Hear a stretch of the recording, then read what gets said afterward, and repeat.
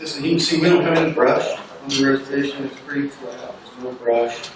I wish that were the case. This is just a really nice photo that I took out. I left trees that look like that. But obviously, what folks saw yesterday, a lot of our ground is steep. It is a bit brushy out there, but it's a beautiful, beautiful forest.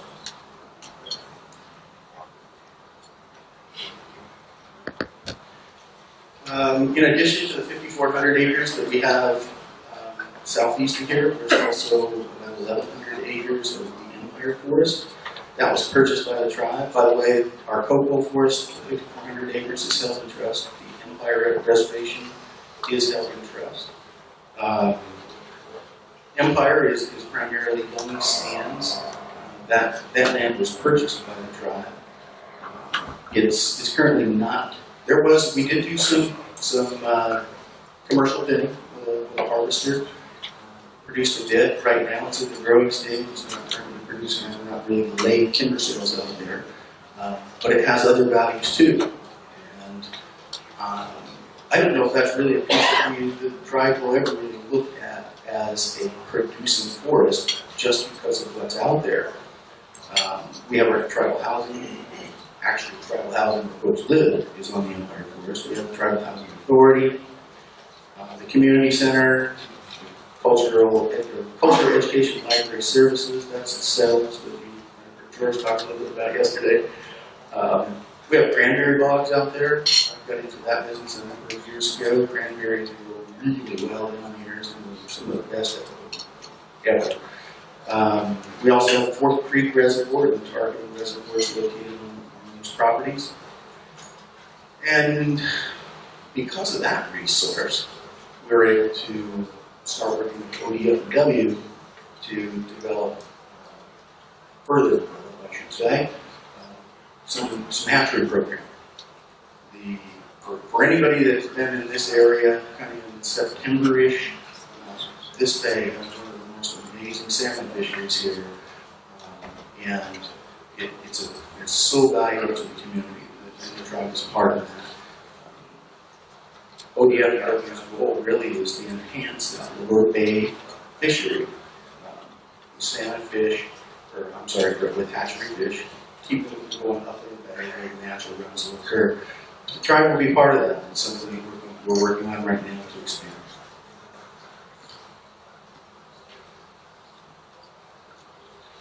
And we have the Sequoia Forest. The Sequoia Forest is located about an hour south of here. Beautiful, beautiful place. Its northern boundary is the Sixes River. It's a fishing area. Sixes River is quite a place to be. Dry Creek is a tributary to the Sixes River, and I believe it actually contributes over 60% of the runoff from the Sixes River comes right out of Dry Creek, and it comes right up through the eastern or the western portion of our property. And interestingly, I had somebody call me the other day that valuing lands, and I kind of let them know that this was going to be a pretty difficult piece of property to actually do a land comparative value. If they were going to try to come up with a value for a piece of property for somebody else and look at ours and say, well, here's what this one is. And the reason it was going to be difficult is, first of all, the way we acquired it. Secondly, it was really apparent in one of the questions he asked me. He asked about Dry Creek. He said, what about Dry Creek? There's a conservation easement on that. I said, yeah, there is. He asked how many acres were in that. He asked if we subtracted that from the value of the land. And, we talked a little about it. And I told him, I said, you know, you have to understand, this tribe doesn't look at that conservation easement as an encumbrance, or it doesn't detract from the value of this property. In fact, we're blessed to have it. It goes through over a mile of our property, and we get to take part in the stewardship of that and seeing that those salmon runs continue into the future. And that is not a detrimental thing. That's a tremendous value. So we talked a little bit about that, but I think I've got my point across. Let me talk to you about it. But about 3,200 acres, and we just got done with that acquisition in April. Tremendous amount of time, but the tribal council membership had made the determination that one of their goals in the coming years was to acquire more lands, and this was the first larger parcel that we acquired, given that directive. I would like to say too, in purchasing this property, it presented us with the opportunity to hire some additional folks. And we have 5 tribal members that we hired for that crew. And they are back there. Because Jody is just stand up for a second, please.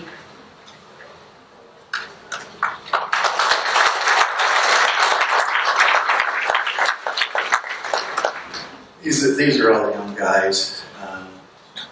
Joey spent a number of years working in the woods. He's definitely got the logging operation side down, and he's just a darn good supervisor. The guys he's working with, I can't be more impressed with their dedication in getting us up and going.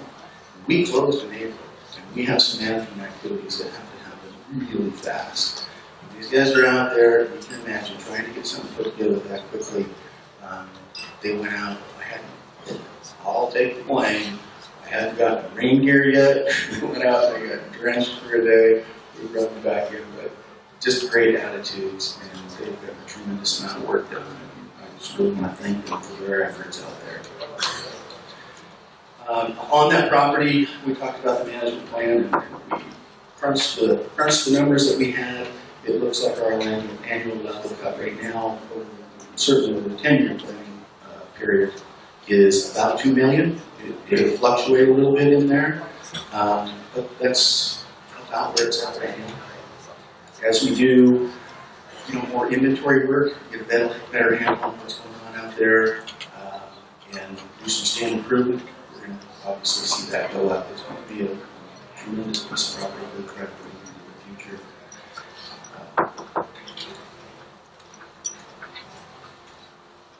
This is a picture that we take at Dry Creek, and I wish that you really could see the depth of what's here. Standing on this bridge, you look down into this pool, and it's just that beautiful, perfect color. Not crystal clear, just a little bit of aqua. And you can see that salmon will come up and they lay kind of around that right edge of the water. And it's that kind of water when you look at it, and you're thinking it should be about 3 feet deep, but you jump into it and let it melt in your head. I haven't done it yet because it was cold when we were up there, but this is just amazing.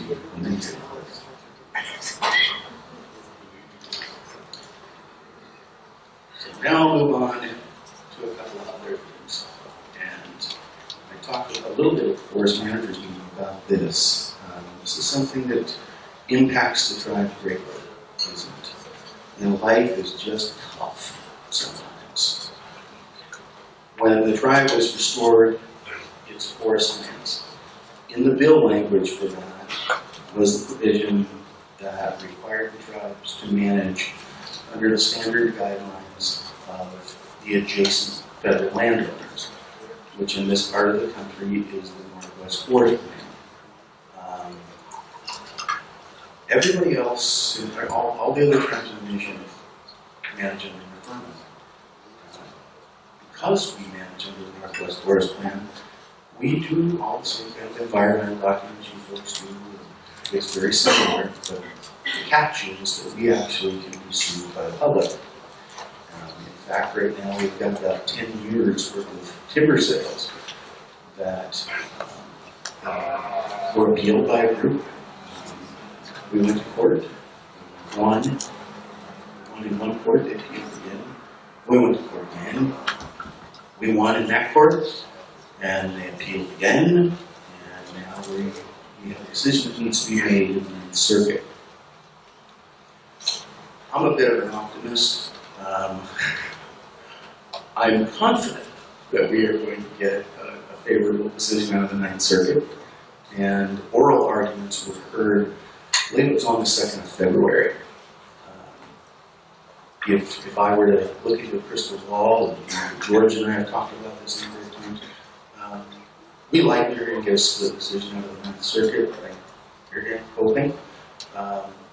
And we'll be able to start harvesting timber. You can only imagine, with a 5,400 acre reservation, when you really just pause 10 years with the timber sales, what that does. And our timber sales here at the cocoa forest represent about 20% of our government operating budget. That hurt. That hurt, and it continues to hurt. So we're keeping our fingers crossed, get the decision out of the 9th Circuit, and we'll have a floodgate of sales opening up. And I'm going to take the moment right now. I'll take you a while. But to make the shameless pitch, other folks have heard me say, I'm looking for a forester. I need a forester. You guys have any send my way? If there's anybody sitting there, your boss is around, come see me. Come see me.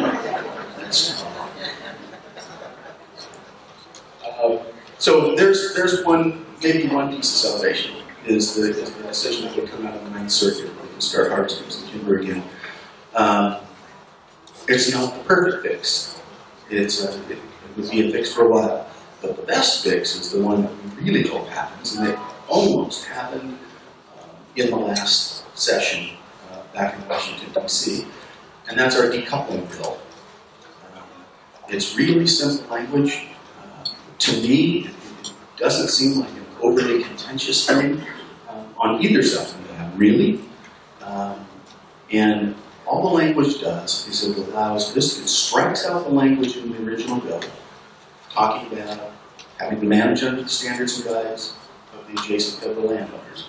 And it inserts language pretty similar to probably what everybody else does. And it talks about how the Coquille tribe would manage under applicable Indian forest management laws.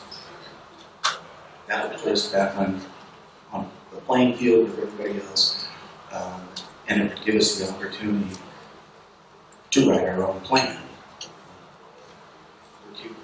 That would be huge for us. We're really hoping that happens.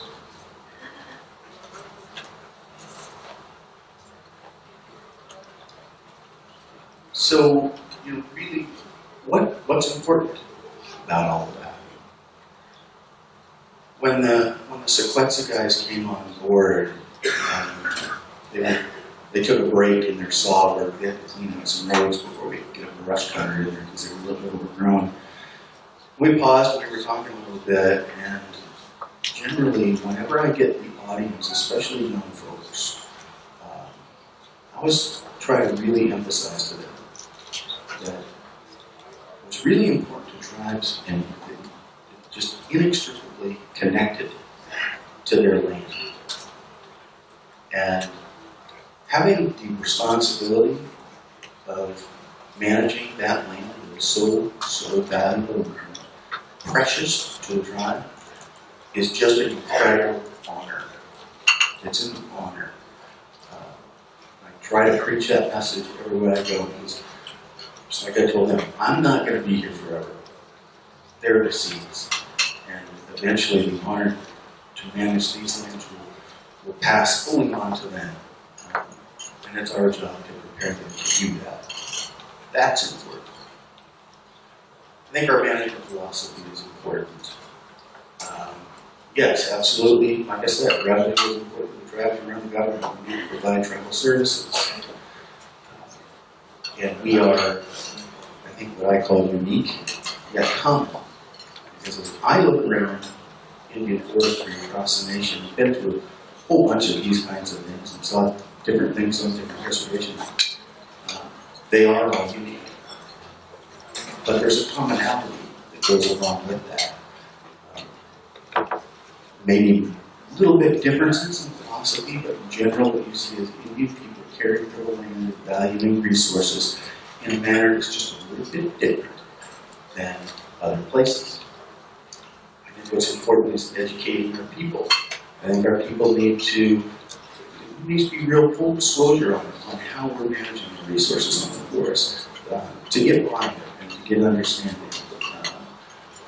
not just now, but into the future, starting with young folks and teaching them on the way up what's important there.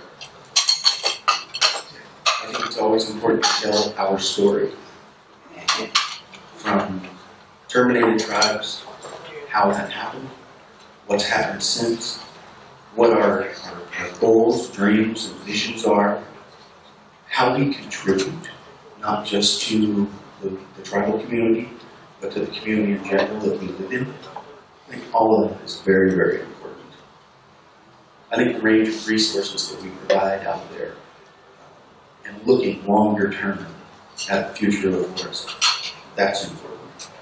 Sustainable, healthy forests, ecological and cultural values, and positive interaction with all the people that are important to us.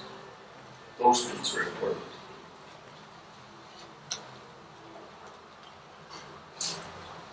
I think successes are pretty widespread throughout Indian country. I love talking about it. Indian forestry works. It just works. I don't think I've been to a reservation yet and looked at the things that happen there in the way of management, and that is the mark. There's a tremendous amount of successes out there. Tribes look at that, they write their plans, they execute, and they do things very well. It's a very successful model, and I think one that certainly serves as a role model and proves that resource extraction and resource protection are not mutually exclusive. Kind of a scary concept, I think sometimes, but we prove it every day, and we should continue to do that. And why? This in conversations with agency folks, BLM, Forest Service folks especially. Why is it that Indian management works so well? And for me, maybe I oversimplify it and I look at it, and I think the reason it works so well is because we actually get to do something. We have the ability to execute management activities on the ground. I've never really felt that our federal agency friends just didn't care or weren't trying, but they operate in a very different world than we do. Our world allows us to write those plans and execute. Their world is a little more difficult. But I think that's one of the reasons it works for us. Full ability to execute tribal plans. I also think that when we look at what is a healthy forest, I know in my mind there's a whole bunch of measurements that we take out there that help us determine whether or not we have forest health. Diseases, they are a part of the ecosystem out there, and we manage for them and with them. We write prescriptions that help us feel confident that we're creating a healthy forest. Basal area, density. We've heard about creating forests with complexity. That's a healthy forest. But it makes me wonder. Those are all great measurements. But maybe there's something to be said for a healthy forest actually having resiliency. And I think resiliency is a little hard to measure, but it's kind of like some other things. I'm not quite sure how to describe it, but I know it when I see it. There should be some resiliency out there in our forest. And when we think about restoration, restoring the forest to previous conditions, the environment that existed 200 years ago is not the same environment that exists today. And I think we should think about that. If what we're trying to, if a goal for a healthy forest is to restore it to its natural state, we're trying to restore it to a natural state that existed 200 years ago, not the state that exists today. So for me, in my little forester mind, I kind of think more about the resiliency piece. What keeps the forest healthy? And what serves the populations today? What are the demands? And try and blend those together and not get so focused on a certain condition. 80% whole growth in the forest. To me, that totally ignores all of the other things that are important.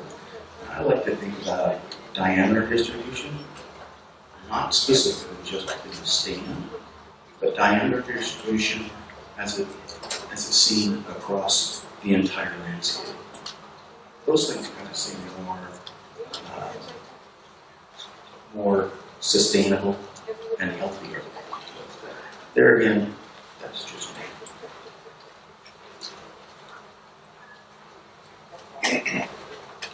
What else is important to this tribe? You heard Chairwoman Mead talk about this earlier. Our children, healthcare, education, our elders, and providing for those people. Forest management definitely helps us do this. But these are the things that are important to this tribe. Their kids. That fishing derby was the first one I went to this year. And there was a little girl out there rocking across the reservoir. She forgot her sweater. It was really windy that morning. It was cold and she was just shivering. But if I'm not mistaken, I think it was that same little girl that came back about an hour and a half later.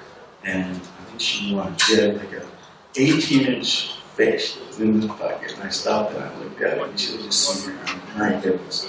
A smile on that girl's face. Those things are important. Those things are very important. This is a camp where to live for kids and families. That's important. That creates tribal community. It creates the opportunities to tell stories, to share with our kids. Those important. The canoes in the Northwest, and these are very important. And I've seen firsthand how when kids get involved in activities like the canoes, there's an amazing change that takes place with those kids. You really start feeling grounded, you start feeling the connectivity, you start feeling the inclusion. That's important.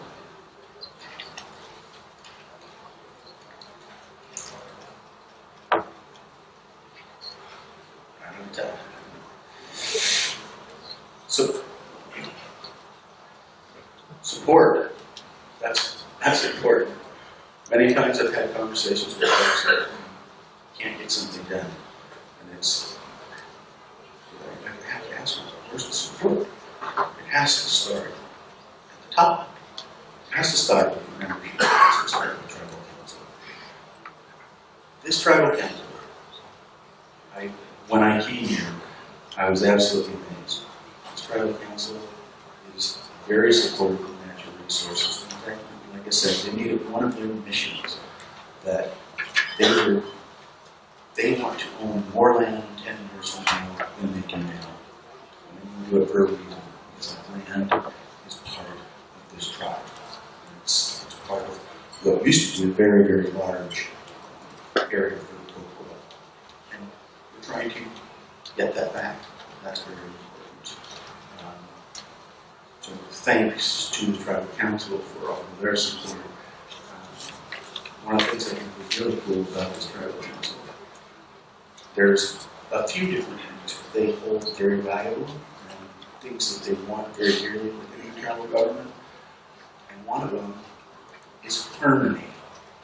I hadn't seen that in other sort of mission statements. It was harmony. Wow, what a difference it makes when that's sort of an underlying goal in day-to-day life and operation and harmony, it's truly, I wish everybody had my own experience, I wish you could, because it certainly has been an amazing exposure for me. Our executive officer, George Smith, I met George a long time ago. We were both doing some other things. He's one of the reasons that I'm here. One of the other reasons I'm here is Mark Johnston, Deputy Executive Officer. I had called Mark one morning to bust his chops about something entirely unrelated to forestry or anything else. And he had told me that Jason was going to leave. Couldn't believe Jason was going to leave, but Mark said, hey, if you know somebody that's in their way, let me know. I'm on the phone, he's going to pick me. And I wound up here. These guys are just two of them. Mark's a tremendous administrator. George, to me, has been kind of a role model ever since I met him. That helps support from them. Our, you guys, human resources, this woman, Rachel, works so hard. Amazing things that she does. They're always throwing her curveballs, and she manages to turn on those things and just get solid base hits all the time. That's the kind of support it takes to do what we do. And I don't know about you folks. Maybe I'm the only one in the room that's worked with some finance officers, but to like to really hold the purse strings and make it a little bit hard for you to do your job.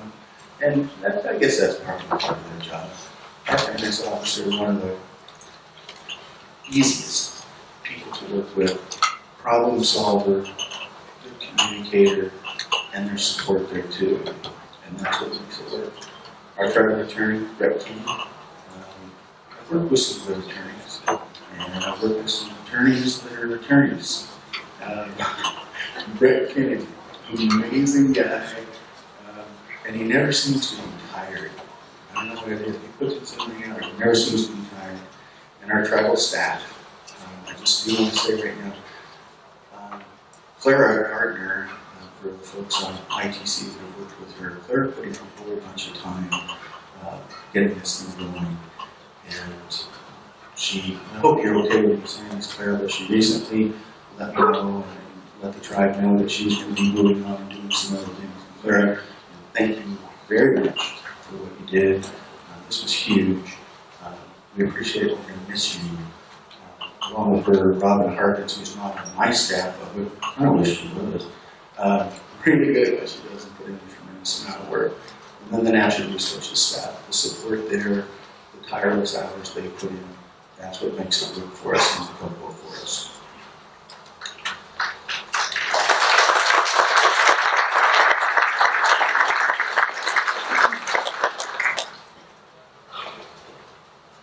Summing it up,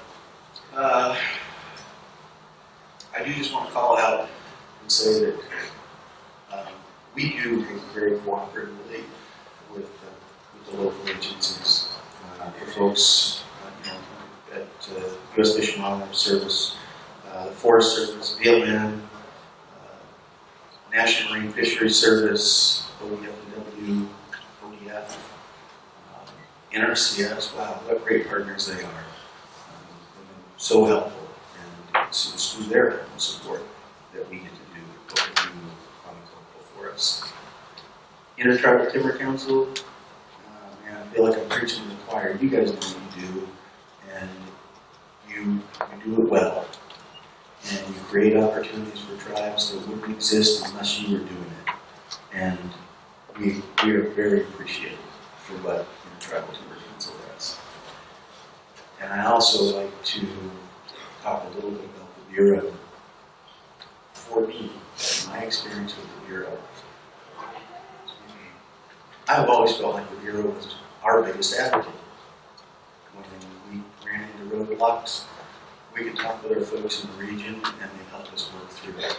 And I know at times the Bureau has an incredibly tough job. They have to sort of be our regulators, and they have to tell us no sometimes.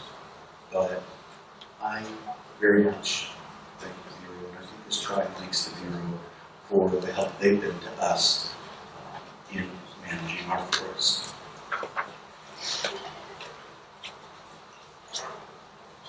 And lastly, there's this thing.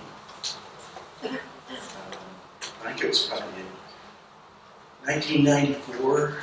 I went back to school late. I was still 31 years old when I went back to school. I went to the College of Forestry. Gosh dang it, Don. You get called out. I started summer term and went through the year, and it was that next summer. John Bailey was at the university, and he was doing some research and some comparisons. And he asked myself and one of my classmates to come out and cruise timber with him all year long.